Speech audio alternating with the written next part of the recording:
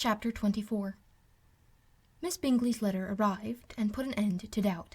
The very first sentence conveyed the assurance of their being all settled in London for the winter, and concluded with her brother's regret at not having had time to pay his respects to his friends in Hertfordshire before he left the country. Hope was over, entirely over, and when Jane could attend to the rest of the letter, she found little except the professed affection of the writer that could give her any comfort. Miss Darcy's praise occupied the chief of it. Her many attractions were again dwelt on, and Caroline boasted joyfully of their increasing intimacy, and ventured to predict the accomplishment of the wishes which had been unfolded in her former letter. She wrote also with great pleasure of her brother's being an inmate of Mr. Darcy's house, and mentioned with raptures some plans of the latter with regard to new furniture. Elizabeth, to whom Jane very soon communicated the chief of all this, heard it in silent indignation. Her heart was divided between concern for her sister and resentment against all the others. To Caroline's assertion of her brother's being partial to Miss Darcy she paid no credit. That he was really fond of Jane she doubted no more than she had ever done, and, much as she had always been disposed to like him, she could not think without anger, hardly without contempt, of that easiness of temper, that want of proper resolution, which now made him the slave of his designing friends, and led him to sacrifice his own happiness to the caprice of their inclinations. Had his own happiness, however, been the only sacrifice, he might have been allowed to sport with it in whatever manner he thought best, but her sister's was involved in it, as she thought he must be sensible himself. It was a subject, in short, on which reflection would be long indulged, and must be unavailing. She could think of nothing else, and yet whether Bingley's regard had really died away, or were suppressed by his friend's interference, whether he had been aware of Jane's attachment, or whether it had escaped his observation, whichever were the case, though her opinion of him must be materially affected by the difference, her sister's situation remained the same, her peace equally wounded. A day or two passed before Jane had courage to speak of her feelings to Elizabeth, but at last, on Mrs. Bennet's leaving them together, after a longer irritation than usual about Netherfield and its master, she could not help saying, "Oh, that my dear mother had more command over herself! She can have no idea of the pain she gives me by her continual reflections on him. But I will not repine. It cannot last long. He will be forgot, and we shall be as we were before." Elizabeth looked at her sister with incredulous solicitude, but said nothing. "You doubt me!" cried Jane, slightly colouring. "Indeed, you have no reason. He may live in my memory as the most amiable man of my acquaintance, but that is all. I have nothing either to hope or fear, and nothing to reproach him with. Thank God I have not that pain. A little time, therefore. I shall certainly try to get the better." With a stronger voice she soon added, "I have this comfort immediately, that it has not been more than an error of fancy on my side, and that it has done no harm to anyone but myself." "My dear Jane!" exclaimed Elizabeth, "you are too good. Your sweetness and disinterestedness are really angelic. I do not know what to say to you. I feel as if I had never done you justice, or loved you as you deserve." Miss Bennet eagerly disclaimed all extraordinary merit, and threw back the praise on her sister's warm affection. "Nay," said Elizabeth, "this is not fair.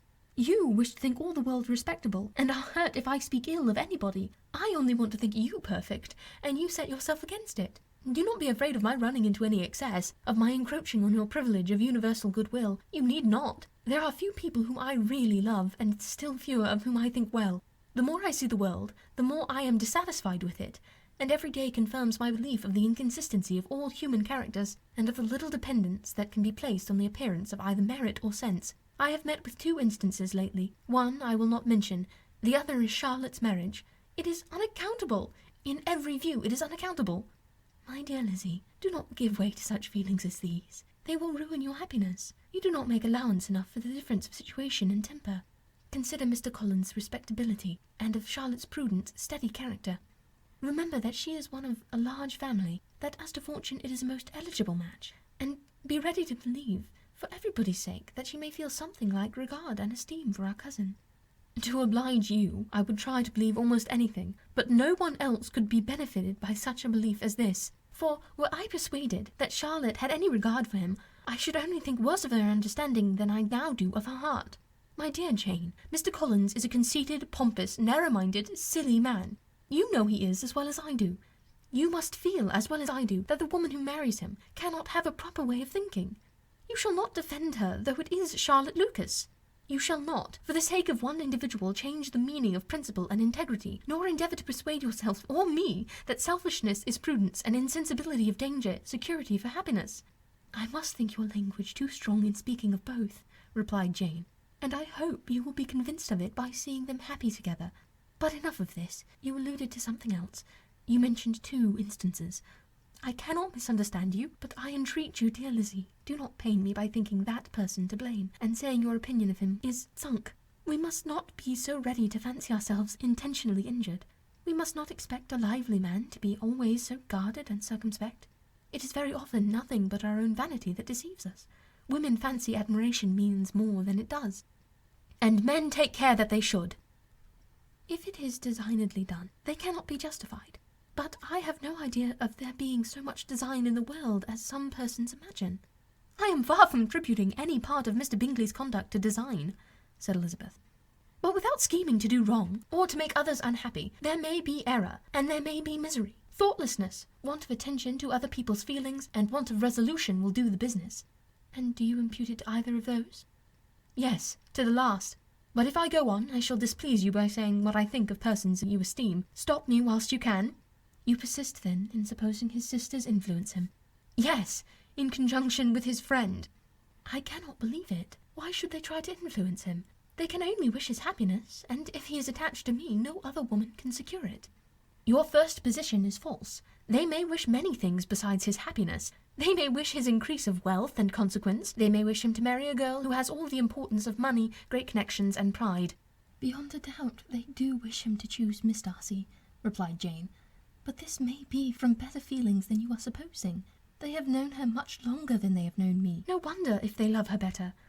But whatever may be their own wishes, it is very unlikely that they should have opposed their brothers. What sister would think herself at liberty to do it, unless there were something very objectionable? If they believed him attached to me, they would not try to part us. If he were so, they could not succeed.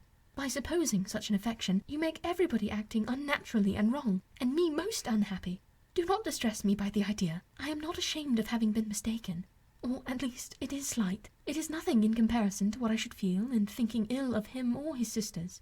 Let me take it in the best light, in the light in which it may be understood. Elizabeth could not oppose such a wish, and from this time Mr. Bingley's name was scarcely ever mentioned between them. Mrs. Bennet still continued to wonder and repine at his returning no more, and though a day seldom passed in which Elizabeth did not account for it clearly, there seemed little chance of her ever considering it with less perplexity. Her daughter endeavoured to convince her of what she did not believe herself, that his attentions to Jane had been merely the effect of a common and transient liking, which ceased when he saw her no more. But though the probability of the statement was admitted at the time, she had the same story to repeat every day. Mrs. Bennet's best comfort was that Mr. Bingley must be down again in the summer. Mr. Bennet treated the matter indifferently. "So, Lizzie," said he one day, "your sister is crossed in love, I find. I congratulate her. Next to being married, a girl likes to be crossed in love a little now and then. It is something to think of, and gives her a sort of distinction among her companions. When is your turn to come? You will hardly bear to be long outdone by Jane. Now is your time. Here are officers enough at Meryton to disappoint all the young ladies in the country. Let Wickham be your man. He is a pleasant fellow, and would jilt you creditably." "Thank you, sir, but a less agreeable man would satisfy me. We must not all expect Jane's good fortune." "True," said Mr. Bennet, "but it is a comfort to think that, whatever of that kind may befall you, you have an affectionate mother who will always make the most of it." Mr. Wickham's society was of material service in dispelling the gloom which the late perverse occurrences had thrown over many of the Longbourn family.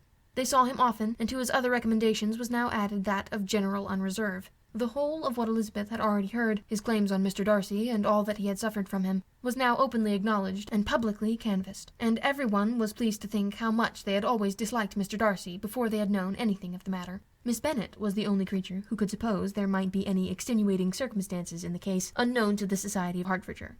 Her mild and steady candour always pleaded for allowances and urged the possibility of mistakes, but by everybody else Mr. Darcy was condemned as the worst of men.